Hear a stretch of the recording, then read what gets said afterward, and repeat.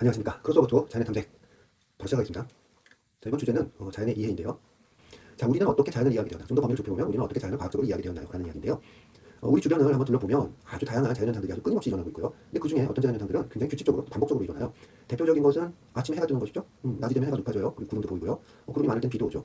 그리고 우리가 북극이나 남극에서 사는 사람들이 아니라는 저녁에는 반드시 해가 집니다. 해가 지면 어두워지고요. 안 보였던 달도 보이고 밤이 되면 별도 반짝반짝하죠. 그리고 다시 새벽이 되면 동쪽 하늘부터 이렇게 번하게 밝아오면서 해가 뜰 준비를 해요. 아주 오랜 세월 동안 해가 안 뜬 날은 한 번도 없었어요. 하루에 해가 두 번 뜬 날도 없었고 늘 일정한 패턴으로 이렇게 이루어졌다는 것이죠. 그러다 보니까 우리가 이러한 현상이 왜 일어나는지를 과학적이든 인문학적이든 이해를 못한다고 하더라도 우리가 생활하는 데 사실 지장은 없어요. 왜? 머리로는 모르는데 우리 몸은 알고 있거든. 저게 이미 적응이 되어 있어요. 그래서 저런 하루의 변화, 해가 뜨면 일어나야지, 밥 먹지, 낮에 발굴되는 활동을 하지, 어두워지면 피곤하니까 잠을 자야지, 건강한 생활이잖아요. 여기에 더해서 저기 달이 그려져 있는데 달은 한 달 주기로 보름달이 되고 금달이 되고 막 이러죠. 거기에 맞춰서도 생체의 주기가 맞춰져 있어요. 우리는. 그건 인간뿐만 아니라 많은 동물들이 다 그렇게 되어 있다는 거죠. 왜 그럴까요? 실제 달의 변화에 따라서 주요 자연현상들이 좀 다르게 일어나거든요. 대표적인 경우가 조수간만의 차이가 달라진다든지 바닷물이 올라오고 내려가고. 자, 그래서 자연현상이 그렇구나.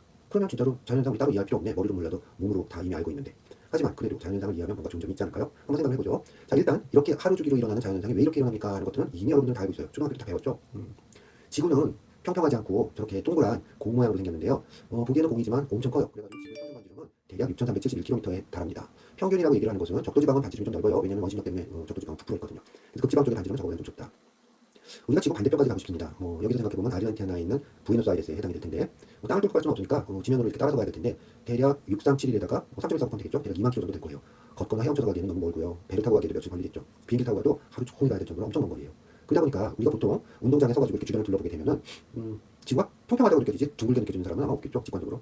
다만 옛날부터도 아주 눈썰미가 좋은 분들이 많았기 때문에 1000년, 2000년, 3000년 전에도 지구가 둥글다는 걸 알고 계셨던 분들은 있었어요. 어떻게 알았냐면 1년에 한두 번 일어나는 천문현상이 있는데 월식이라는 현상이 있죠. 지구의 그림자가 보름달에 이렇게 비치는 그런 현상이에요. 그때 그림자의 모양이 아주 동그랗거든요. 그러니까 지구가 둥근 모양이겠구나. 최소한 완전히 공 모양은 아니더라도 둥그런 쟁반 모양은 되겠다. 이런 식으로 생각을 했다는 것이죠.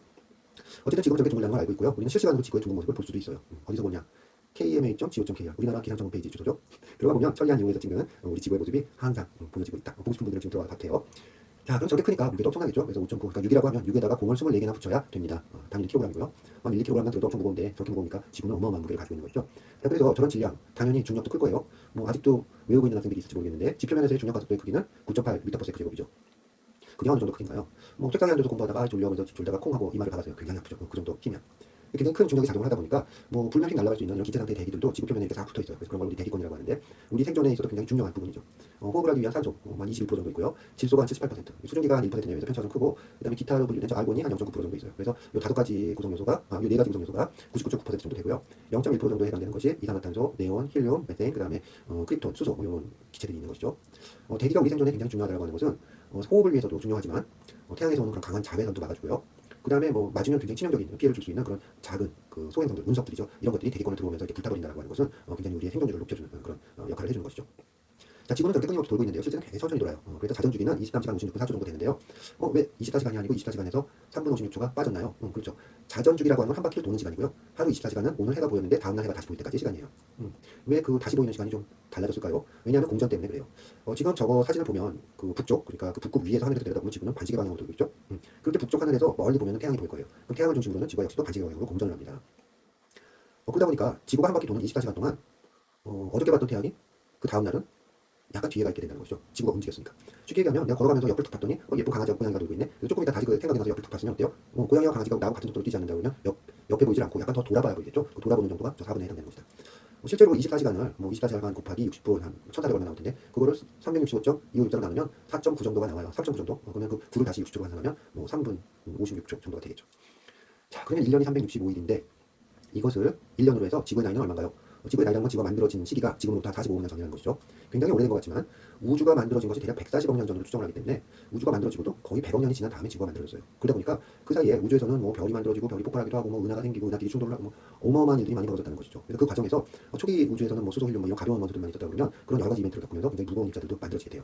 그래서 지구가 만들어질 즈음에는 이미 거의 모든 입자들이 다 존재하던 시기였기 때문에 지구에도 다양한 원소들이 이제 포함이 되어 있었는데요. 그게 중요한 이유는 그렇죠. 지구가 만들어지고 불과 5억 년밖에 안 지났는데 지금부터 40억 년 전에 이미 지구에는 생명체가 만들어지고 있었다. 그리고 한 46억 년쯤 전에는 우리의 조상이라고 생각되는 단순한 하지만 자기의 몸을 그대로 복제해서 후손을 남기는 그런 원시적인 생명체가 이미 지구에 존재했을 것이다 라고 우리는 지금 추측을 하고 있는 것이죠.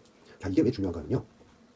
그렇죠. 우리는 30억 년이 넘는 그 긴 세월 동안 그 혹독한 지구 환경에 적응을 하면서 진화를 해왔어요. 이 진화를 한다는 것은 그 환경에 적응을 하는 과정이라는 것이죠. 그러면서 살아남았다는 것이죠. 지금 우리 살아있잖아요. 정말 대단한 것이죠. 그렇게 살아남아서 지금 이렇게 만나서 우리가 얘기를 합니다. 정말 어마어마한 인연인 것이죠. 반갑습니다. 자, 그렇다고 하면 이게 왜 대단합니까? 라고 하면 초기 지구의 지구 환경은 정말 생명체가 살아가기 정말 힘든 그런 환경이었을 것 같고요. 그 이후에도 우리가 기후변화와 관련해서는 지속가능성이라는 말을 많이 쓰는데 사실은 지속가능성과 가장 어울리지 않는 것이 기후의 변화예요. 너무나 극단적으로 변한다는 것이죠. 전체 지구의 나이 중에 거의 75%에 해당하는 시간이 남극 북극의 얼음이 전혀 없는 극단적인 온난화 시기였어요. 나머지 25% 중에서도 일부는 굉장히 따뜻했고 그리고 어떤 시기에는 지구 전체가 꽁꽁 얼 정도로 그런 빙하기라고 하는 시기가 있었고요. 다만 이제 이것이 굉장히 천천히 일어난다는 것이죠. 그래서 천천히 거기에 적응을 하면서 우리가 진화라는 과정을 통해서 적응을 해나갈 수가 있었다. 그러면 지금 우리가 지구온난화 때문에 걱정하는 기후위기는 위기가 아닌 건가요? 글쎄요, 물론 위험하긴 하지만 위기라고까지 할 정도는 아니고요. 다만 우리 인간이라는 종의 관점에서 보면 지금부터 더 따뜻해지는 게 그렇게 유리할 건 없어요. 그렇기 때문에 이제 걱정을 하는 것이죠.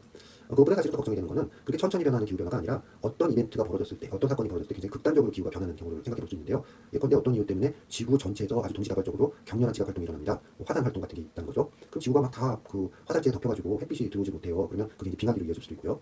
가장 무서운 거는 굉장히 큰 규모의 소행성이 지구에 충돌하는 경우인데 직경 한 10km 정도 되는 소행성이 충돌합니다. 그러면 거의 대멸종 사태가 벌어져요. 자, 무슨 얘기인가 하면 옛날에는 공룡들이 지상에서 아주 잘 살았다는 그런 얘기들이 있죠. 그래서 지구 곳곳에서는 공룡의 화석들이 발견이 되고 우리나라에는 지구에서도 굉장히 오래된 지각 구조를 갖고 있기 때문에 공룡의 발자국 같은 것들도 쉽게 발견이 돼요. 그런데 저 공룡들이 어느 날 갑자기 사라졌죠. 이유에 대해서는 여러 가지 가설이 있지만 지금 가장 유력하게 이야기가 되는 것은 소행성의 충돌이죠. 대략 직경 10km 정도 되는 소행설이 그 멕시코만 바다 밑으로 충돌을 했다라고 지금 생각을 해요. 왜냐면 거기 직sul로부 분화구라는 게 있는데 굉장히 큰 규모로 만들어졌다는 것이죠. 직경이 10km 정도 되는데 지금 그렇게 큰 피해가 오나요? 그렇죠. 지구 전체가 불바다가 되는 그런 사태가 벌어져요. 해일이 일어나고 지진이 발생하고. 지구를 테니스공 정도로 생각한다고 하면 모래알 크기 정도가 부닥친 건데요. 근데 그 모래알이 그냥 부닥치는 게 아니라 거의 소리 속도의 한 40배 정도 어마어마하게 빠른 것이죠. 그리고 테니스공은 유리공으로 되어 있습니다. 맞으면 깨지겠죠. 그런데 충격이 가해졌다는 거예요. 자, 그래서 이런 이벤트가 또 벌어지지 않는다는 보장이 없겠죠. 이런 관점에서 보면 자, 정리를 한번 해봅시다. 우리가 자연을 이해하려는 이유는 너무 많아요. 그리고 각각의 이유에 대해서 자연을 이해하는 방식도 달라질 수가 있겠죠.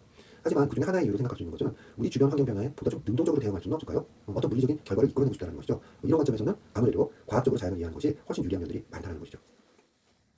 예컨대 도구를 사용해요. 길을 가다 보니까 맛있는 호두가 하나 떨어져 있네. 이거를 그냥 이빨로 이렇게 물어서 깨는 것보다는 돌멩이 같은 걸로 이렇게 톡톡 두드려가지고 깨서 먹는 게 더 좋겠죠. 편하고. 석기 시대도 그런 걸 알았기 때문에 돌도끼 이런 것들을 사용하는 것이죠. 잘 갈아서 칼로 만들면 뭔가 자르거나 이럴 때 편하다는 것도 있고요. 그러다 보니까 사냥을 할 때 활이나 창 같은 걸 사용하기도 하고요. 그래서 사실 우리가 야생에서 호랑이나 곰을 만나면 어떻게 될까요? 전력으로 도망을 갈 수 있나요?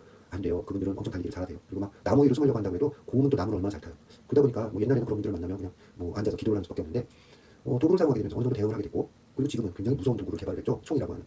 그래서 사실 지금은 지구상에서 인간이 거의 최상위 포식자의 자리에 누리게 되는데요. 사실 도구를 사용하는 동물은 인간만 있는 건 아니에요. 까마귀가 항아리 속에 있는 물을 먹기 위해서 돌을 거기다 넣어가지고 물을 이렇게 위로 올려서 쏘아 먹습니다. 이소보아에 나오는 얘기 같지만 실제 까마귀가 그런 행동을 해요. 가르쳐주지 않아도. 그리고 보노보노가 배 위에다가 조개를 얹어놓고 이렇게 톡톡 두드려서 까먹는다든지 그 영장류 중에 침팬지나 이런 동물들이 막대기 가지고 이렇게 벌레를 잘 잡아서 먹는다든지 많이 있죠. 사실 도구를 하는 건. 하지만 인간처럼 이렇게 다양한 도구를 다양한 상황에서 정교하게 다루는 경우는 관찰이 안 돼요. 그래서 이런 도구의 사용 거기에 더해서 자연 현상도 잘 관찰을 하고 기억을 하고 학습을 한다는 것이죠. 그래서 천체의 운행이 아까 봤던 것처럼 굉장히 규칙적입니다. 1변화의 규칙성도 있지만 1년을 주기로 또 변하는 게 있거든요. 그럼 계절 변화와 맞춰서 천체의 운행을 이해한다고 하면 이런 것들은 획기적인 농사 기법의 개발로도 이어질 수가 있을 거예요. 그러다 보니까 집단적인 농경사회가 만들어지게 되고 점점 생산량이 늘어나면서 인구도 늘어나고 국가라는 형태가 만들어지고 그리고 문명이 태동하게 되는 것이죠. 하지만 여전히 인간중심적인 그런 자연현상의 이해 이런 입장에서는 더 이상의 발전은 어려웠을지도 모르겠어요. 하지만 14세기, 15세기에 들어서면서 굉장히 기계론적인 관점에서 자연현상을 바라보게 됐고 인간중심적이 아닌 그냥 자연현상 그 자체를 아주 객관적으로 논리적으로 이렇게 바라보면서 그리고 또 정성적인 성질만을 이해하는 것이 아니라 정량적으로 그것을 어떤 값을 우리가 계산해내는 이런 과정으로 이해를 하게 되면서 인간 중심적으로 봤을 때는 보이지 않았던 그런 다양한 자연 현상의 속성들을 알게 됐고 그런 현상들을 우리 생활에 도움이 될 수 있도록 끌어내는 것이죠. 공학 기술을 발전을 시키는 것이죠. 그래서 그것의 이제 첫 번째 모습이 산업혁명이라는 형태로 이제 보여지게 되는 것이고요. 그래서 1차 산업혁명에서는 사람으로서 도저히 낼 수 없는 그런 힘을 내는 기계를 만들기도 하고 증기기관 같은 그런 것들을 이용해서 멀리 가는 기차나 배를 만들고요. 운송수단의 혁명 그리고 그런 과정에서 전기와 전자에 대한 어떤 지식을 우리가 축적을 하면서 전기 전자혁명 그리고 거기에 대해서 지금은 그런 전기 전자혁명에서 알게 된 그런 기술들을 이용해서 컴퓨터라는 걸 만들었고 컴퓨터를 이용해서 대량의 정보를 처리할 수 있는 그런 기술을 지금 얻게 됐는데요. 이런 발전들을 거치면서 우리는 이제 여러 가지 그 지식을 축적하게 됐어요. 그래서 극단적인 재난 상황에 대한 회피 가능성, 여전히 공정을 멸종시킨 정도 수준의 소행성 충돌을 우리가 직접적으로 회피할 수 있는 수단은 아직 가지고 있지는 않아요. 하지만 그런 소행성이 만약에 우리 지구에 충돌할 가능성이 있다고 하면 전체는 아니더라도 대략 99% 이상의 그런 위험성을 가진 소행성에 대해서는 충돌 전에 관측을 통해서 그 충돌 가능성까지도 평가를 할 수 있는 정도의 수준이 된 것이죠. 판단을 할 수 있는. 그래서 대략 충돌 확률이 한 1000분의 1 정도 돼요. 굉장히 높은 확률이거든요. 그 정도만 해도. 그래서 이런 것들은 목록을 쫙 작성을 해가지고 전 세계에 있는 천문대에서 아주 주의를 기울여서 그것들을 관찰을 하고요. 궤도 변화 같은 것들도 주의 깊게 관찰을 하고 얘네들이 이제 충돌할 시간이 대략 한 50년 중입니다. 100년 중입니다. 그럼 그 전에 이것의 궤도를 좀 바꿔서 충돌 확률을 더 낮출 수 있는 방법은 없을까요? 이런 것들을 지금 아주 심각하게 고민을 하고 있다는 것이죠. 그래서 실제로 그런 가능성이 있는 소행성에는 우리가 위성을 보내서 탐사를 하기도 하고 얼마 전에는 그런 위성에서 실제 샘플을 채취해가지고 지구로 보내는 이런 일도 있었죠. 오사이리스 렉스 프로젝트 같은 경우인데 거기에 대한 이야기도 나중에 기회가 있으면 한번 해볼 수 있을 것 같고요. 근데 그런 어떤 엄청난 재난, 하지만 발생 확률이 굉장히 낮죠. 그거보다는 태풍이나 아니면 홍수, 폭우, 지진, 화산 폭발 이런 재난에 대해서도 우리가 거기에서 피해를 최소화할 수 있는 그런 대응 방안들 이런 것들을 우리가 합리적으로 선택을 할 수 있게 되었다는 것이죠. 극단적으로 지구가 정말 살 수 없게 될 것 같아요 라고 하면 외계행성으로 진출하는 것까지 얘기를 하시는 분들도 있지만 글쎄요, 화성에 가서 사는 것보다는 지구 북극이나 남극에서 사는 게 훨씬 쾌적한 환경일 거예요. 그러다 보니까 그렇게 가능성이 높진 않지만 최소한 관광 목적으로 화성을 갑니다, 달을 갑니다 하는 건 조만간 실현이 될 것 같긴 해요. 그보다는 우리한테 이제 현실적으로 다가오는 것은 생명과 관련된 과학기술인데요. 이것이 이제 왜 주목을 받냐면요, 생명과학이라고 하는 것들, 그러니까 우리 생명현상이라고 하는 게 어떻게 일어나는가라는 걸 이제 연구를 하다 보니까 이것이 대부분 우리 몸에 있는 우리 세포들이 가지고 있는 그 유전자 내에 있는 DNA에 그 설계도들이 들어있다는 거죠. 작동 원리에 대한 것들이. 근데 그것이 어떻게 해서 그렇게 합니까 하는 것을 정확하게 이해하기 위해서는 정말 방대한 정보를 우리가 분석을 해내야 돼요. 쉽지가 않은 것이죠. 그런데 정보통신 기술이 계속 발전을 하면서 대량의 데이터를 효과적으로 분석하는 기법들, 그리고 그것을 사람이 하기 어려운 것들은 인공지능이 대신하는 경우, 그게 오히려 효과가 더 좋은 경우도, 이런 기술 쪽으로 지금 발전을 하고 있거든요. 근데 그걸 적용하기 가장 좋은 분야가 생명과학 분야라는 것이죠. 아주 급진적으로 생각하는 사람들은 멀지 않은 미래에 수명이 얼마다라고 하는 것은 의미가 없어질지도 모르겠다고 얘기하는 사람들까지도 있어요. 우리가 살고 싶은 만큼 산다는 얘기죠. 그게 좋은 건지 모르겠지만 어쨌든 건강하게 살 수 있다니까 좋은 것 같아요. 기대를 하는 것이죠. 자, 그래서 우리는 자연현상을 과학적으로 이해하는 것. 이미 현대에서는 거의 대부분의 자연현상에 대해서는 과학적인 이해가 거의 상식과 같이 이제 통용되는 시대에 살고 있기 때문에 어느 정도 이해를 하고 있는 것이 좋긴 하겠죠. 자, 그러면 우리가 어떤 계기를 통해서 자연현상을 이렇게 과학적으로 이해하게 되었을까요? 라는 것은 어떤 계기가 되는 사건이 있겠죠. 사실 굉장히 다양한데 그 중에 가장 대표적인 것을 하나 꼽아보자면은 천체의 관측을 통해서 위치와 시간을 특정하는 이런 문제가 하나 있을 거예요. 무슨 얘기인가 하면 내가 어느 날 밤 9시에 동쪽 하늘을 봤더니 저렇게 별이 하나 떠 있네요. 굉장히 밝아요. 저 별이 무슨 별일까? 궁금증이 생기는 것이죠. 검색을 해봤더니 화성이에요. 밤을 꼬박 새고 다음날 아침에 또 동쪽 하늘을 봤더니 저기 또 밝은 별이 있어요. 더 밝아요. 사진은 하얗게 찍혔는데 실제로는 붉으스름한 별이었는데요. 검색을 안 해도 저 별은 뭔지 알죠? 새벽에 뜨는 밝은 별, 샛별이죠. 검색을 해보니까 진짜로 왼쪽은 화성, 오른쪽은 금성이에요. 자, 어떻게 검색을 했을까요? 인터넷에 연결 안 돼 있어도 돼요. 저것은 안드로이드 계열에서 스카이맵, 별지도라고 하는 어플리케이션이고요. iOS에서도 무료로 저런 앱들을 많이 제공하고 있는 걸로 알고 있어요. 그렇죠? 작동 방법도 쉬워요. 그냥 그 앱을 틀어놓고 스마트폰을 그 별 쪽으로 향해 놓으면 저렇게 그쪽 하늘에 있는 별들을 저렇게 보여주는 것이죠. 자, 이게 어떻게 가능할까요? 간단한 원리인데요. 인천에 사는 토끼가 어느 날 밤 남쪽 하늘을 이렇게 올려다보니까 멋있는 별이 하나 떠 있어요. 그래서 남쪽을 보고 있다고 했으니까 왼쪽이 동쪽, 오른쪽이 서쪽이겠죠. 그 동쪽에 사는 야옹이한테 전화를 했어요. 울릉도 야옹이, 지금 남쪽 하늘을 보면 멋진 별이 떠 있을 것이야. 이렇게 얘기를 했더니 야옹이가 얼른 나가서 보겠죠. 봤더니 남쪽에 없고 네가 말하는 별 서쪽에 떠 있는 것 같은데 이렇게 얘기하는 것이죠. 그래서 둘이 이제 티격태격 하다가 제주도에 사는 돌고래분한테 전화를 했어요. 야, 너도 한번 하늘 가봐라. 그랬더니 돌고래는 물 밖으로 이렇게 나와서 보니까 남쪽 하늘에 별이 있긴 해. 근데 토끼 네가 얘기하는 것보다 훨씬 높게 떠 있는데 이렇게 얘기한다는 것이죠. 실제 이렇게 보인다는 것이죠. 왜 그럴까요? 그렇죠. 울릉도, 인천, 제주도 장소가 다르죠. 다른 위치에서 같이 전화를 하고 있으니까 동시에 본 거죠. 동시에 봤을 때는 별의 위치가 다르게 보인다는 얘기예요. 그래서 정리를 하면 언제 봤나요? 어디서 봤나요? 그때 별이 어디에 보이던가요? 이렇게 시간, 장소, 별의 위치 셋 중에 둘을 알면 나머지를 유추, 그러니까 결정을 할 수가 있다는 것이죠. 근데 저 전화를 끊고 제주도에 있던 돌고래가 혼자 놀다가 물에 떠서 이제 잠을 잤어요. 근데 어디 둥둥 떠내려오다가 어디서 잠을 깼네요. 또 밤이야. 시계 보니까 어저께 전화했던 거 같은 시간이야. 하늘을 보니까 그 별이 남쪽에 있긴 한데 좀 낮게 떠 있어요. 그럼 내가 인천까지 떠내려왔나 보다 이렇게 생각할 수 있겠죠. 그래서 내가 지금 시간을 알고 별을 보고 있으면 내 위치를 결정할 수가 있는 것이죠. 반대로 내가 인천에 있는데 별이 저 정도 뜬 게 몇 시인지 알고 있었어요. 다음 날 보면 시계가 없어도 별이 저 정도 뜨면 그게 몇 시구나 알 수가 있겠죠. 장소와 별을 보면 시간을 결정할 수 있겠다. 대표적인 경우가 해시계겠죠. 마지막으로 별의 위치예요. 별의 위치라고 하는 건 우리가 수천 년 전부터 정말 정밀하게 관측을 해왔기 때문에 우리 눈에 보이는 별들은 대부분 그 지도가 있어요. 어디서 몇 시에 보면 어디에 있습니다. 시간과 장소를 알면 별의 위치는 충분히 계산할 수가 있겠죠. 자, 처음에 얘기했던 별과 시간을 아는 장소를 알 수 있습니다. 이것이 이제 중요한 것인데요. 그 시기는 대략 대항해 시대까지 거슬러 올라가요. 대항해 시대 이전에는 지중해 해안에서 무역을 해요. 배를 타고 주변 지형지물을 보면서 해안선을 따라서 항해를 하면 되겠죠. 아라비아나 아니면 인도나 중국, 한국, 일본까지 무역을 해요. 아프리카를 이렇게 거쳐가지고 해안선을 따라서 가면 돼요. 그런데 대항해 시대가 되니까 어떻게 되나요? 포르투갈에서 출발한 배가 브라질로 갑니다. 출발하고 조금만 지나면 벌써 온 사방이 망망대해야 수평선밖에 안 보여. 내가 어디 있는지 모르겠죠. 그럴 땐 뭐가 필요한가요? 시간과 별이 필요하죠. 그래서 포르투갈에서 출발할 때와 똑같이 가는 정교한 시계가 하나 있고요. 그게 이제 배실이었겠죠. 그 별을 관측하는 장치가 필요할 거예요. 그래서 그 별을 관측을 해놓고 별기도와 비교를 해보면 내가 지금 어디쯤 왔구나라는 걸 정확하게 계산을 낼 수가 있겠죠. 그래서 이것이 바로 대항해 시대에 가장 필요했던 기술이다. 자, 근데 뭐는 있었다고요? 이미 별지도는 다 완벽하게 구축이 돼 있었어요. 그럼 없는 것은 시계겠죠. 그래서 유럽에서는 어디서나 똑같이 가는 그런 정교한 시계를 만드는 게 정말 중요한 기술이었고요. 그래서 프랑스, 독일, 스위스, 영국 어느 나라든지 그런 시계를 만들려고 굉장히 노력을 했다는 것이고 그런 역사가 지금까지 남아서 시계 하면 스위스 이런 얘기를 하는 것이죠. 자, 근데 기술이 이제 발전을 하다 보니까요. 이제는 그렇게 별을 보면서 위치를 아는 이런 기술은 더 이상은 그렇게 사용은 안 돼요. 여전히 그 항해를 하시는 분들은 그 기술을 알고는 있지만 왜 사용을 안 합니까? 바로 아까 그 별지도 스카이맵이라고 하는 어플리케이션 같은 기술인데요. 바로 GPS라고 하는 기술이 일반화됐기 때문이에요. GPS는 글로벌 포지션 시스템이라고 해서 저 GPS 신호를 받을 수 있는 센서가 여러분 스마트폰 안에 들어있다는 것이죠. 그럼 GPS 신호라는 건 뭘까요? 하늘에 떠 있는 위성으로부터 받는 신호를 얘기를 해요. 저것은 이제 GPS 위성이라고 하는데 하늘에 떠 있으니까 일종의 별의 역할을 하는 것이겠죠. 그리고 저 GPS 위성에는 아주 정밀한 원자시계가 들어있어요. 그래서 별에서 나 별 어디 있는데 지금 시간 몇 시야 이렇게 보내주면 저 신호를 받은 입장에서도 여러분 스마트폰은 지금 당장 시간을 알 수 있죠. 그래서 그런 것들을 연관해서 계산을 하면 내 위치를 알 수 있다. 별과 시간을 아니까 내 장소를 아는 것이죠. 다만 문제는 위성은 그냥 별처럼 그냥 떠 있을 수가 없어요. 그래서 지구 주변을 굉장히 빠른 속도로 돌아야만 중력을 이겨내면서 공중에서 떠 있을 수 있는데요. 저 위성이 지구 반대편으로 가면 신호를 받을 수가 없겠죠. 그래서 지구 주변에는 저렇게 위성이 대략 27개, 8개 정도가 지금 돌고 있다고 하는데 그물망처럼 저렇게 계속 돌고 있다는 것이죠. 그래서 항상 우리 하늘 위에는 한 10개 정도의 GPS 위성은 보이게 되는 것이고 그런 위성들로부터 신호를 받게 됩니다. 그럼 정확하게는 어떻게 측정한다는 걸까요? 그렇죠. 저렇게 위성들로부터 2개의 위성으로부터 받은 신호를 가지고는 저 2개의 위성으로부터 받은 범위에 중첩되는 영역에 내가 있구나라고 판단하면 될 거고요. 3개의 위성으로부터 받으면은 저 오른쪽 그림처럼 3개의 위성으로 받은 범위가 중첩되는 좀 내부 작은 빨간 동그라미 같은 영역에 내가 있다고 판단하면 될 것 같아요. 많은 위성으로부터 신호를 받을수록 정보는 더 정확해지겠죠. 그죠? 보통 한 10개 정도 받는다고 했으니까 굉장히 정확하게 받는데요. 글쎄요, 보통은 민간용 GPS의 경우에는 대략 한 30m, 넓게는 50m 정도까지 오차가 나긴 해요. 이 GPS 기술로 만들어진 지 꽤 오래됐는데요. 세간의 주목을 받기 시작한 건 대략 1990년대 초반이에요. 그때 이제 1차 걸프전이 일어났는데 미국과 이라크가 이제 전쟁을 했죠. 우리나라 같은 경우도 동맹국으로 참전을 했는데요. 당시 사람들이 많은 걱정을 했던 것이 이라크하고 전쟁을 하니까 이라크의 주요 도시에 막 폭격을 하는데 이라크의 수도가 어딘가요? 바그다드잖아요. 바그다드는 뭐 아라비안 나이트 나오는 그 바그다드. 도시 전체가 인류 문화유산 같은 그런 도시인데 폭격을 한대. 그래서 많은 사람들이 비난을 했고 걱정을 했었는데요. 막상 전쟁을 시작을 하고 나니까 폭격을 했는데 별로 문화유산은 피해를 안 받았대요. 실제는 뭐 받은 경우도 많이 있긴 했지만 여튼 뉴스에 보도된 걸로 보면은 미국 측에서 얘기하기로는 우리는 문화유산을 안 건드려요. 군사 목표물만 정확하게 타격할 수 있는 기술을 가지고 있어요. 그래가지고 순항미사일을 발사했대.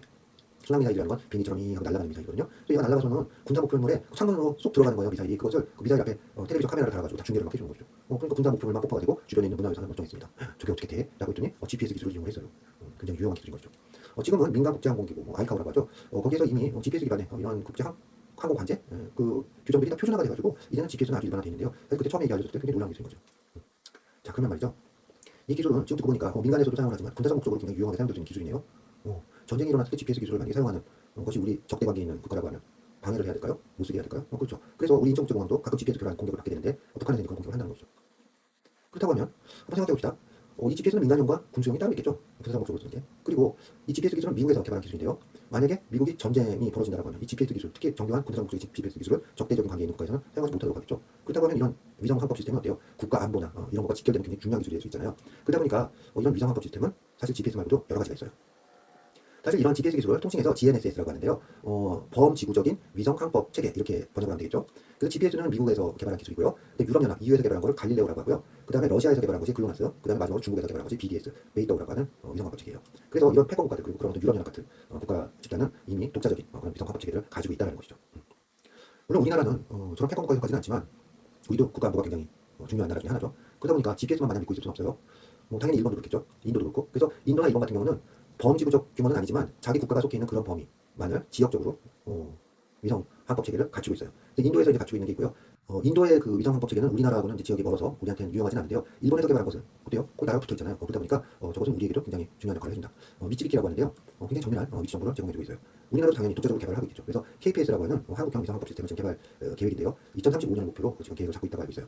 위성 항법 체계까지는 아니더라도 SBAS라는 게 있는데요. 저것은 지상기 지국하고 우주에 또 위성을 띄워가지고 GPS로부터 받는 그런 위치 정보를 좀 보정해주는 시스템이에요. 그래서 우리나라는 2024년 1월부터 국제공항에서 저 서비스를 도입을 하려고 위성도 발사를 하고 그리고 지상 기지국도 만들어서 24년 1월부터 서비스가 시작된 상태인데요. 국제공항들에서 저 기술들을 이용하는 것이죠. KASS라고 하고 아마 그 언론에 보도된 걸로 보면은 아이카오에서 저것을 표준화해가지고 지금 전 세계적으로 사용하는데 저 기술을 지금 사용하는 게 우리나라 같은 경우는 세계 5번째라고 해요. 굉장히 빨리 한 거죠. 그리고 저런 기술들을 개발을 해서 KPS 개발에도 박차를 가겠다 이런 것이 우리나라 항공연, 청문연구원 이런 쪽의 입장인 것이죠. 빨리 됐으면 좋겠죠. 그래서 우리는 KASS를 사용을 하게 되면요. 그 GPS만 그냥 사용했을 때는 한 30m 정도의 위치 오차가 된다고 하면 저런 보정 기술을 사용하면 10m 이내로 정밀도를 높일 수 있다고 그래요. 그래서 우리는 지금 현재 저 기술을 사용하고 있으니까 굉장히 높은 정밀도로 GPS 기술들을 활용하고 있는 국가에 해당이 되겠죠. 자, 그러면 저 많은 기술들 우리는 GPS만 사용하고 있을까요? 아니겠죠. 자, 이것은 내 스마트폰에서 어떤 위성에서 신호를 받나요? 하는 것들을 캡처한 건데요. 맨 왼쪽 사진을 보면 세모도 있고 별표도 있고 동그라미도 있고 여러 가지 표시가 있는데요. 그 중간에 있는 그림만 봅시다. 그죠? 동그란 게 GPS고 세모가 글로나스, 오각형이 갈릴레오, 별표가 베이터네요. 그리고 네모난 게 미츠비키고요. 그 다음에 마른 목걸이 SBAS죠. 우리는 KASS 쓴다고 그랬고요. 그래서 저는 모든 걸 다 써요. 그래가지고 대략 한 12시간 한 30개 정도 될 텐데 그러다 보니까 굉장히 정밀한 그런 위치 정보를 얻을 수 있는 것이죠. 저는 그 위성항법 시스템에서 받는 위치 정보라고 하는 것은 위도와 경도로 주어져요. 그래서 소수점 밑에 한 7자리까지 이렇게 주니까 그냥 단순 계산으로 해서 보면 정밀도는 1cm까지 보여주는 거지만 실제 측정 정밀도가 높지 않기 때문에 실제 경우에는 요 값은 아마 정석도서관에서 그 60주년 기념관 쪽으로 이렇게 올라가면서 측정한 거였는데 지도에는 60주년 기념관 앞으로 저렇게 나오네요. 그래서 거의 뭐 정확하게 나왔다고 보면 되겠죠. 자, 이런 기술이 있기 전에는 우리 초등학교 앞에서 파는 별자리판, 바깥 토끼와 야옹이와 돌고래를 생각해 보면 되겠죠. 저 별자리판을 잘 들여다보면 맨 바깥쪽엔 날짜가 새겨져 있고요. 그 안쪽에 시간이 있고 그 안쪽에 동그랗게 타원형 구멍이 뚫려 있어서 현재 하늘 상태를 보여줄 거예요. 그래서 저 노란 돌림판을 날짜하고 시간을 맞춰놓게 되면은 그 시간에 보이는 하늘이 저 동그라미 안으로 보이겠죠. 저런 것은 문방구에서 그냥 팔아가지고 우리가 가지고 놀았던 경험이 있으면 참 반가울 텐데요. 실제 저런 기술이 굉장히 유용한 기술이었을 때가 있었겠죠. 그럼 조선시대 같은 경우는 계절을 정확히 파악하는 게 농사짓는데 굉장히 중요한 정보가 되잖아요. 그래서 국가적 차원에서 저런 별지도를 만들어서 활용을 했다는 것이고요. 그리고 뭐 천상열차 분야지도라고 하는 이제 저 비석이요. 조선 개국을 하고 지금 평양이요. 거기 대동강 물 밑에서 건져 올렸다고 하는 비석이 있는데 살펴보니까 한고시대, 그러니까 고려 보통 우리가 지금 예측하기로는 고구려 시대 정도에 만들어진 청문도였다고 생각을 하는데요. 그래서 이것을 복각을 한 것이 태조 4년에 만든 천상열차 분야지도다. 굉장히 실용적으로 사용됐겠죠. 그래서 많이 이제 뭐 탑본도 뜨고 막 이렇게 쓰다 보니까 달았어요. 그래가지고 300년 좀 지나서 속종 13년에 복각을 한 비석이 하나 또 만들어지게 되고요. 맨 오른쪽은 이제 그걸 탑본을 뜬 이제 영상물인데요. 우리 유물이기 때문에 대단하다라고 내가 좀 과장하는 건 아니고요. 실제 저 지도를 자세히 보면은 별의 크기가 다 달라요. 밝기별로 등급을 나눈다는 것이죠. 저 시대에 저렇게까지 정교하게 그린 별수가 흔치 않거든요. 그래서 거의 전 세계적으로 국제적으로 굉장히 높은 수준의 그런 천문 지식을 우리는 독자적으로 가지고 있었구나라고 하는 걸 이해할 수가 있겠죠. 자, 그러다 보니까 세는 말이 중국과 달라서 한글을 만드실 정도니까 세종대왕님께서는 당연히 베이징에서 만든 달력이 우리가 직접 관측해서 만든 달력과는 다르다는 걸 이해하셨겠죠. 그래서 독자적으로 하늘을 이렇게 관측하는 도구들도 만들었고요. 그리고 장영실 어르신한테 이렇게 해가지고 자경로 같은 정교한 시계도 만들고요. 앙부일보 같은 아주 실용적인 해시계도 만들었는데요. 우리 학교에도 앙부일보의 복제품이 하나 있어요. 시간 잘 맞는데 어디 있는지 한번 찾아봅시다. 자, 그럼 GPS에서 가르쳐주는 그 위치라고 하는 건요, 주소가 아니라 위도하고 경도예요. 그래서 지구를 가로 세로로 이렇게 격자 형태로 나누는 건데요. 먼저 경도는 좌우 어떤 위치에 있나요? 라고 해서 시간 차이에 따라서 결정되는 값이고, 위도는 남쪽이냐 북쪽이냐의 문제겠죠. 기준이 되는 시간은 딱 하나예요. GPS에서 사용되는 시간은 UTC라고 해서 국제 표준 시간이죠. 우리나라는 베이징 표준시하고 일본 표준시 사이에 있는데요. 베이징 표준시가 UTC에 대해서 8시간 차이가 나고요. 동경 표준시가 9시간 차이가 나는데요. 그 9시간과 8시간 어떤 걸 중간에 사용하면 좋을까요? 8시간 반? 그럴 수도 있는데 너무 불편해요. 그렇게 하면. 그래서 8시간보다는 9시간이 좀 시간이 더 빨라지는 거죠. 해가 1시간 일찍 뜨는 거니까. 그래서 경제적으로도 그게 더 효과가 좋기 때문에 우리는 동경 표준시를 지금 계속 사용하고 있습니다. 가끔가다 GMP라는 말이 나오는데요. 저거는 그리니치 표준시라고 해서 그리니치 천문대를 기준으로 하는 시간인데 지금 UTC하고 같은 시간이에요. 그리고 가끔 지금도 사용하는 시간 중에 줄루 타임이라는 게 있는데요. 저건 UTC하고 역시 같은 개념이다. 그래서 어떤 공항이나 아니면 줄루 타임은 이제 군대나 아니면 항공산업에서 사용되는 시간단인데 어떤 시간표를 보니까 0900하고 괄호 쳐놓고 U라고 써 있습니다. 그러면 UTC가 되겠죠. 0900하고 괄호 열고 Z라고 써 있어요. 그럼 그건 줄루 타임이에요. UTC하고 같은 거죠. 근데 가끔 0900하고 괄호 쳐놓고 I라고 써 있는 경우가 있어요. 이거 무슨 시간일까요? 여기 나오지 않는데. I는 어떤 의미인가 하면요. 여러분들 이런 얘기 들어본 적 있을 거예요. 군인들 나오는 막 이런 영화들, 전쟁 영화 이런 거 보면은 A, B, C, D라고 하면 될 거면 알파, 브라보, 찰리, 델타 뭐 이렇게 얘기하는 거 본 적 있죠. 이런 것을 이제 나토 알파벳이라고 하는데요. 거기에서 I가 이제 인디아에 해당이 되겠죠. 그 0900 I라고 써있으면 0900 인디아라는 의미예요. 인도 시간인가? 아니죠. 인디아가 인도도 아니고요. 뭔가 하면은 A, B, C, D, E, F, G, H, I 9번째죠. 그래서 9시간 차이 난다는 얘기예요. 그러니까 우리나라 로컬 시간을 얘기를 할 때 I라는 표준을 쓴다. 그래서 일본하고 우리는 이제 I를 쓰게 될 거고요. 그 다음에 베이징 같은 경우는 8시간이니까 A, B, C, D, E, F, G, H를 쓰겠죠. 이런 식으로. 그래서 해외여행을 하거나 그럴 때 항공 스케줄표를 봤는데 시간이 그런 식으로 표시되어 있다 보면 이런 정보를 알면 좀 유용하겠죠. 자, 그러면 이런 기술은 이미 우리 생활에서는 아주 일상화된 기술인데요. 이런 거는 한번 봅시다. 지금 저기 보이는 저 별은 무슨 별일까요? 요 별이요. GPS 가지고도 알 수가 없어요. 별지도 켜봐야 여기서 연결도 안 되고요. 왜? 저 별이 바로 지구예요. 이 사진은 화성에 있는 큐리오시티가 촬영한 사진인데요. 확대해서 보면 밑에 달도 좀 희미하게 보이죠. 그렇죠. 지구에서 보면 화성이 별인데 화성에서 보면 지구가 별이네요. 우주에서 본 지구 사진 중에 아마 가장 유명한 사진이 이 사진이 될 텐데요. 1969년 7월에 아폴로 11호가 달에 착륙을 했죠. 그래서 착륙할 때 이제 그 궤도에서 달 궤도에서 지구를 보고 찍은 사진이에요. 코닥 필름을 이용했고 사진기나 아마 하셀브라트 카메라를 이용했다고 이제 기록이 남아있는데 이렇게 자세히 기록을 한 이유는 저 당시에는 나는 이제 초등학교 들어가기 전에 어린이였지만 너무너무 막 대단한 사건이어가지고 막 동네 사람들이 다 모여가지고 텔레비전을 같이 보는 이런 상황이었고 타임지 표지부터 시작해서 온 동네에 있는 잡지 표지나 다 적어보고 이발소나 중국집 같은 데 가면은 액자로 이렇게 만들어서 걸어놓고 그럴 정도였다는 거죠. 실제 우주에서 지구를 저렇게 예쁘게 찍은 사진은 처음이었거든요. 하지만 지금은 기상청 홈페이지만 들어가도 실시간으로 저렇게 죽는 지구를 볼 수가 있고요. 그리고 국제우주정거장 ISS에서는 지구의 이런 풍경을 실시간으로 중계를 해주고 있어요. 하지만 이런 풍경들은 우리가 직접 올라가서 보기 좀 어렵죠. 이 사진도 보면은 수평선이 약간 둥글다는 걸 느낄 수 있는데요. 우리가 올라갈 수 있는 고도는 한 이 정도 될 거예요. 이건 이제 비행기에서 찍은 사진인데요. 대략 고도는 12km, 13km 정도 됐던 걸로 기억을 해요. 저 밑에 보이는 비행기가 내가 타고 있던 비행기하고 거의 비슷한 비행기였던데, 그러니까 굉장히 높은 고도였겠죠. 수평선이 둥글게 보이나요? 나는 그걸 잘 못 느끼겠는데. 근데 조종사들하고 얘기를 해보면 저 정도 고도에서는 지구가 둥글다라는 느낌이 들긴 한다고 그러네요. 그럼 우리가 인력으로 올라갈 수 있는 높이, 대략 백두산 높이 정도 되는데요. 여기는 해발 고도가 한 3,000m, 3,300m 정도 되는 그런 산악 지형인데요. 어떨까요? 주변에 산은 많아 보여도 지구가 둥글다는 느낌이 안 들죠? 하면요, 지상에서 하늘을 보면 그냥 이렇게 보이는 거죠. 학교죠. 자, 우리 주변을 한번 둘러봅시다. 낮에는 저렇게 구름이 있고요. 해가 지면 때면 노을이 지고 그리고 막 이렇게 시뻘겋게 하늘이 됐다가 저물면 깜깜한 밤이 돼요. 월미도에서 영종도를 보면서 찍은 사진인데요. 지금 저렇게 공항에 있으니까 도시 전체가 막 섬 전체가 저렇게 밝게 있지만 저런 빛공해를 제거하고 나면 하늘에는 이런 은하수가 보이기도 한다고 하죠. 그러다 보니까 옛날 사람들은 우주를 어떻게 상상했을까요? 한번 생각해보면 흰도의 우주로인데 신성한 코브라가 저렇게 우주를 감싸고 있어요. 그 밑에는 흰색 코끼리가 땅을 떠받들고 있어요. 맨 위에 있는 건 아마 신들이 사는 그런 세상이겠죠. 나는 신비 철학에 대해서 잘 모르기 때문에 저게 어떤 의미인지 모르겠지만 한 가지 직관적으로 좀 눈에 띄는 거는 어때요? 은하수하고 코브라 등이 좀 비슷한 느낌이 들죠? 그래서 이런 하늘의 모습은 다른 문화권에서, 문명권에서의 어떤 우주론에도 영향을 미친다는 거죠. 그래서 이집트의 우주론, 모양은 좀 다르지만 비슷한 느낌이죠. 하지만 이와는 다르게 전혀 다른 형이상학적인 우주를 이야기했던 그런 문화권도 있죠. 동양에서는 음양오행이라고 하는 이런 방식으로 우주를 이해했는데요. 하지만 그 옛날에도 관찰을 통해서 그래서 그런 현상들을 실제 생활에 응용했던 그런 흔적들이 고대 유적에서 발견이 된다. 지금 이것은 기자에는 대피라미드 군인데요. 맨 위에 쿠프왕의 피라미드 제일 유명하죠. 중간에 있는 카프레 왕, 그리고 맨 밑에 좀 제일 작은 멘카브레 왕의 이제 피라미드가 있는데요. 저 연한 보라색이 피라미드면 그 오른쪽에 진한 보라색으로 표시한 게 이제 스핑크스예요. 코 없는. 그럼 저 두 유적을 저 화살표가 있는 쪽에서 화살표 방향으로 보게 되면요. 이렇게 보인다고 그래요. 어때요? 스핑크스와 피라미드가 겹쳐 보이면서 해가 정확하게 스핑크스의 어깨를 지고 있죠. 이게 바로 추운 날에 저렇게 해가 질 때 저렇게 보인다고 하는데요. 그렇죠. 기왕 짓는 거 저런 식으로 지어가지고 해가 저렇게 지면 파종을 하든지 추수를 하면 좋겠구나. 아니면 더 좋겠죠. 이런 식의 건축물들은 지구 반대편에도 있어가지고요. 멕시코에 있는 치첸 이트자에 있는 쿠쿨칸 사원의 경우 추운 날에는 저런 식으로 그 피라미드 모서리에 있는 저런 계단형의 구조가 저 계단 난간에다 저런 지그재그 모양의 그림자를 만든다는 것이죠. 좀 강조해 보이기 위해서 오른쪽처럼 그 조명을 비추고 밤에 촬영하는데요. 어때요? 뱀이 이렇게 나타나는 것처럼 보이죠? 저 쿠쿨칸 신이 뱀의 모양을 하고 있대요. 그래서 아, 뱀이 나타나면 파종을 해, 농사를 잘 지어. 뭐 이런 식으로 이해를 한다는 거죠. 굉장히 실용적이죠. 물론 이집트보다는 수천 년 뒤에 유적이긴 하지만. 자, 그 어쨌든 이렇게 자연현상을 우리가 이제 우리 일상생활에 유용하게 이용하는 이런 흔적들이 많이 남아있음에도 불구하고요. 그 이해 정도라고 하는 건 지금과 비교해보면 상당히 많이 다른 부분들이 있었어요. 대표적으로 여전히 지구는 평평하다고 느끼고요. 이게 이제 대부분의 생각인 거죠. 물론 아주 탁월한 시견을 가지고 있어서 월식이나 이런 걸 보니까 지구는 둥근 게 분명해. 그렇다면은 태양은 굉장히 멀리 있으니까 태양광은 평행하게 비칠 것이고, 그래서 뭐 같은 시간에 같은 날짜에 저 탑의 그림자의 각도를 계산을 하면은 지구의 크기를 역으로 산출해낼 수 있지 않을까. 이거 이미 기원전 몇백 년 전에 알아냈던 분들도 계시고요. 코페르니쿠스가 지동설을 얘기하기 벌써 1100년 전에 이미 저렇게 지구와 달과 태양이 일직선으로 있을 때 우주 공간을 막 떠다닌다고 생각하는 것이죠. 그때 진 그림자가 월식이야. 그래서 월식이 일어나고 풀리는 시간을 계산을 하면 대략 그 크기를 알 수 있거나 아니면 거리를 알 수 있을 거야. 이런 내용들이 써있다는 것이죠. 놀라운 유물 중에는요, 이런 것도 있어요. 안티키테라 기계. 너무 신기한 물건이어가지고 뭐 관련해서 영화도 막 나왔죠. 인디아나 존스. 이것이 처음 발견됐을 때는 너무 정교하게 만들어서 현대에 만든 물건인 줄 알았다고 해요. 근데 엑스레이 찍고 막 CT 찍고 해서 내부를 분석을 해보니까 이런 물건이었다는 것이죠. 자동으로 움직이는 건 아닌데 저 톱니바퀴들을 막 돌려보면은 저 기계 앞쪽에 있는 어떤 판에 재밌는 현상이 일어나게 되는데요. 자, 이제 앞이 나오는데 한번 기다려봅시다. 자, 앞을 보면 어떤가요? 중간에 뭔가 뿔룩 나와있죠? 저게 지구야. 그 지구 주변을 도는 게 달인데요. 까맣고 하얗게 계속 위상이 변하죠. 그러니까 달이 차고 기우는 것까지 표현을 하고요. 그 옆으로 뭐 수성, 금성, 화성, 태양 막 이런 행성들이 쭉 놓여있는 것이 보여지는 것이죠. 그래서 저걸 돌리면 아, 어느 날짜에 저런 행성들이 어느 위치에 보이겠구나 하는 걸 정교하게 계산하는 일종의 아날로그 방식의 컴퓨터였다는 것이죠. 대단한 거죠. 그래서 이런 걸 만들 수 있다고 하는 거는 공학적인 정교한 제조 기술도 중요하겠지만 정확한 천문 관측 기술과 우주에 대한 이해가 바탕이 되어 있을 것이라는 것이죠. 그래서 이것이 이제 그리스 시대의 이제 천체에 대한 모형인데요. 중심에 평평한 지구가 있고 제일 가깝게는 뭐 달이 있고요. 그 다음에 뭐 수성, 금성, 태양, 화성 뭐 이런 순서로 행성들이 배치가 되어 있고, 그리고 바깥에 별자리로 표시된 곳에 많은 별들이 떠 있습니다. 이렇게 이해를 했다는 것이죠. 그리고 이 움직임에 대해서도 잘 이해하고 있었기 때문에 오른쪽에 보이는 것 같은 해시계를 만들어서 사용을 하기로 했어요. 자, 그런데 여기서 한 가지 문제가 있어요. 저 노란색으로 표시한 저 별들이요. 대략 육안으로 관측할 수 있는 게 한 6,000개, 7,000개 정도 된다고 하는데요. 저 시절엔 더 많았을지도 모르죠. 한 10,000개 정도 된다고 생각합시다. 저 많은 별들은 정말 규칙적으로 움직여요. 계절에 따라서 약간 올라갔다 내려갔다는 정도지 늘 그 자리에 있습니다. 그래서 저 천체들은 지구를 중심으로 먼 우주에서 아주 일정하게 움직이고 있구나라고 이해를 하는 것이죠. 그리고 이 우주의 중심은 지구라고 하는 철학이 자리를 잡게 된 거예요.